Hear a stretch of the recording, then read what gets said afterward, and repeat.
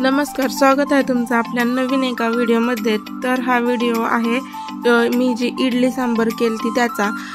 तर सर्वांनाच इडली सांबर करता येते किंवा सर्वांची करण्याची पद्धत ही वेगवेगळी असते, परंतु मी त्याच्यासाठी तो व्हिडिओ नाही केला। मला जे बाकीचं काही बोलायचं आहे त्यासाठी मी हा व्हिडिओ केला आहे। तर सांगायचं झालं तर यूट्यूबने बऱ्याच महिलांसाठी एक प्लॅटफॉर्म तयार केलेला आहे, म्हणजे ज्या बऱ्याचशा अशा महिला ज्या घरी बसून आहेत त्या यूट्यूबवर व्हिडिओ टाकून चांगल्यापैकी पेमेंट सुद्धा घेत आहे। आणि ते असं नाही की आपण व्हिडिओ टाकले आणि लगेच आपल्याला पेमेंट चालू झालं, त्यात 1 वर्ष जाऊन द्यायला लागतो, 1.5 वर्ष, कोणाचं 2-3 वर्ष सुद्धा जाऊन द्यायला लागतात। तर काहींचं 6 महिन्यात सुद्धा चॅनल मॉनिटाईज होतो।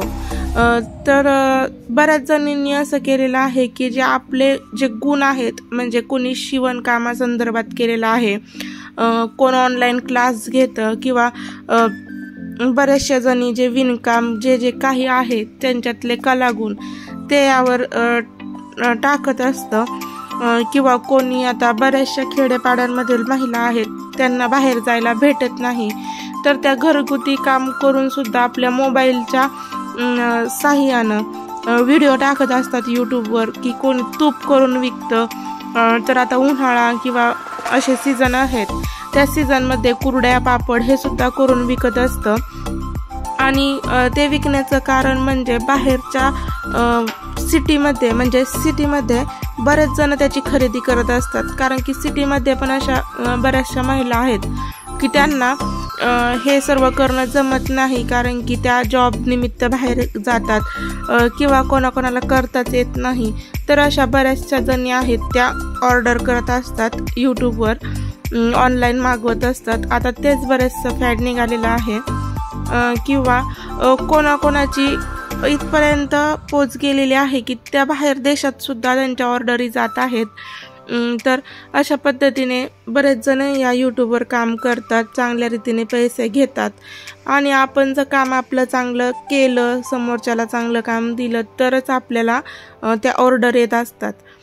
तर अशाच माझा हा चॅनल आत्तापर्यंत मॉनिटाईज नाही झाला, कारण की आत्ताशी मी म्हणजे चालू केलेला अजून 2च महिने झालेले आहेत। माझा दुसरा एक चॅनल आहे गावाकडील शेती आणि रेसिपी, तो चॅनल मात्र खूप सपोर्ट करून तो सुद्धा खूप पुढे गेलेला आहे।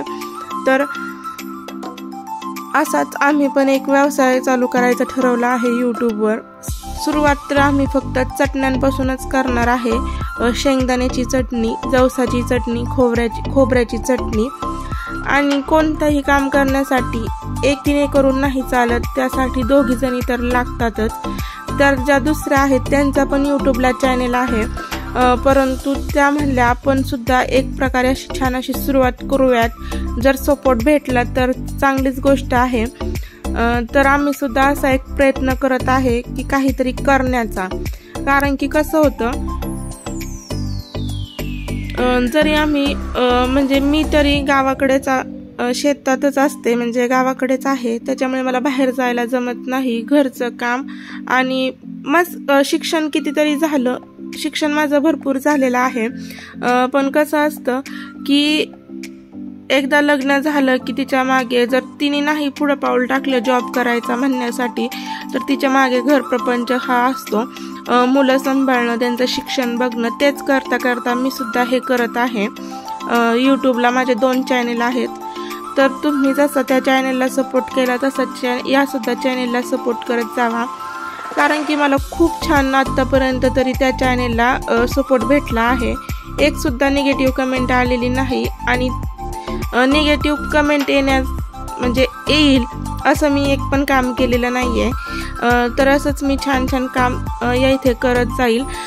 परंतु जो आम्ही नवीन बिझनेस करणार आहे चटण्यांचा म्हणा, किंवा आता लवकरच संक्रांत येते, तिळाचे लाडू, तरी त्यामध्ये वापरणे जाणारे तीळ, शेंगदाणे, खोबरं, जवस हे सर्व आपल्या रानातलंच आहे, म्हणजे जे मागच्या वर्षीची रानात जवस झाली होती त्याची चटणी, किंवा शेंगदाणे त्याची चटणी, खोबरं जे की आपल्या दारात नारळाचं झाड आहे ते नारळात फोडून वाळून त्याचं खोबरं, म्हणजे अगदी घरगुती साहित्यांपासून आपण ह्या चटण्या तयार करणार आहोत किंवा तिळाचे लाडू। तर तुम्हाला कोणाला ऑर्डर द्यायची असेल तर नक्कीच या व्हिडिओच्या खाली कमेंट करा। आणि जर समजा खूप अशा ऑर्डर आल्या तर आम्ही काय करणार आहोत की ती जी रेसिपी कशी करतो ते सुद्धा तुम्हाला दाखवणार आहे आणि तुमच्यापर्यंत ती ऑर्डर देण्याचा प्रयत्न करणार आहे।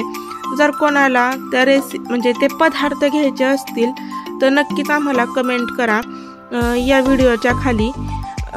मी नक्कीच म्हणजे तुम्हाला जर घ्यायचे असतील तर मी व्हॉट्सअप नंबर माझा देणार आहे, त्याच्यावर मेसेज केला तरी सुद्धा चालेल।